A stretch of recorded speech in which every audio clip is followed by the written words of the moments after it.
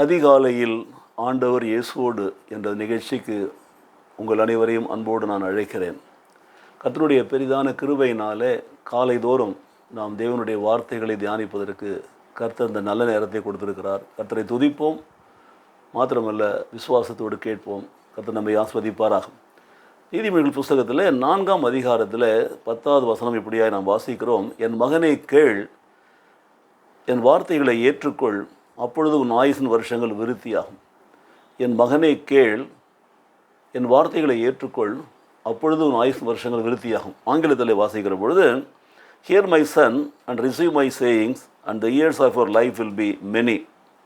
எனக்கு பிரியமானவர்களே, அநேகர் இன்றைக்கு ஆயுசு நாட்களை குறித்து கவலைப்படுகிறதை நாம் பார்க்கிறோம். கர்த்தர் நமக்கென்று நியமித்திருக்கிற நாட்கள் நமக்கு தெரிந்து கொள்ளவே முடியாது. நம்முடைய ஆயுஷ் நாட்களை உள்ளங்கையில் பொறித்து வைத்திருக்கிறார் என்று வேதம் சொல்லுகிறது. ஹீ நோஸ் நாம் எவ்வளோ நாள் வாழ வேண்டும் என்று சொல்லி தேவன் அறிவார், தேவனுக்கு தெரியும். ஆனால் நாம் அதை அறிந்து கொள்ளவோ அது தெரிந்து கொள்ளவோ முயற்சிப்பது வீண். ஏனென்றால் அது நம்முடைய வேலை கிடையாது. ஆனாலும் கூட நம்முடைய ஆயுசு நாட்கள் பெருக வேண்டும் என்று சொன்னால், பூமியிலே பெருத்திருக்க வேண்டும் என்று சொன்னால், தேவனுடைய வார்த்தைகளை நாம் விசுவாசித்து ஏற்றுக்கொண்டு வாழ வேண்டும். இன்றைக்கு ஆண்டவர் கொடுக்குற ஆலோசனை என்ன? நீதிமொழிகள் 4:10, என் மகனே கேள், என் வார்த்தைகளை ஏற்றுக்கொள், அப்பொழுது உன் ஆயுசு வருஷங்கள் விருத்தியாகும். நாம் we have to hear, listen to the voice of God, word of God. Not only that, we have to accept the words, accept the word of God. Then automatically our years will be increased, multiplied.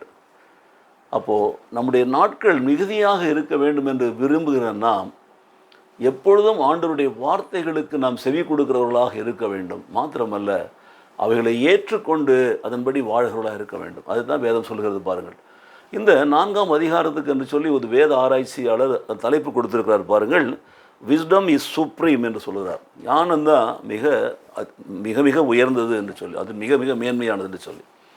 ஆகவே wisdom is supreme என்று சொல்லுகிற தேவன் சொல்கிறாரு, I will guide you in the way of wisdom.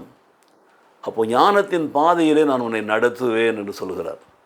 அது மாத்திரமில்லை, not only I will guide you in the way of wisdom, but also I will lead you along straight paths, நேர் வழியிலே உங்களை நடத்துவேன் என்று சொல்கிறார். குறுக்கு வழியில் கிடையாது.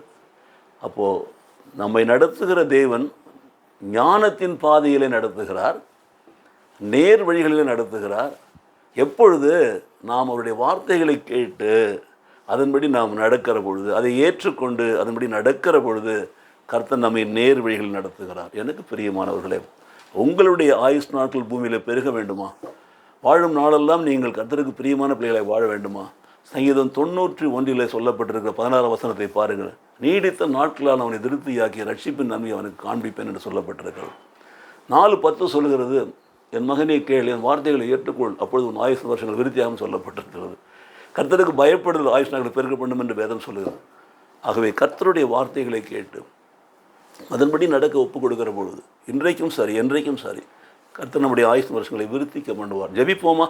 எங்களை நேசிக்கிற நல்ல பிதாவே, இந்த நாளுக்காக நமக்கு நன்றி செலுத்துகிறோம், இந்த வேலைக்காக நன்றி செலுத்துகிறோம். இன்றைக்கும் கர்த்தாவே, நாங்கள் எப்பொழுதும் உம்முடைய சத்தத்தை கேட்கிற பிள்ளைகளாய், உம்முடைய வார்த்தைகளை கேட்கிற பிள்ளைகளாய், ஆண்டவரே, நாங்கள் வேதத்தை வாசிக்கிறவன் நீங்கள் பேசுகிறதை கேட்கிற பிள்ளைகளை எங்களை நடத்தி அதன்படி நடக்கிற கிருபைகளை கொடுத்து, ஆண்டவரே ஸ்தோத்திரம், எங்கள் ஆயுசு வருஷங்களை விருத்தி பண்ண வேண்டுமா நாங்கள் ஜெபிக்கிறோம்.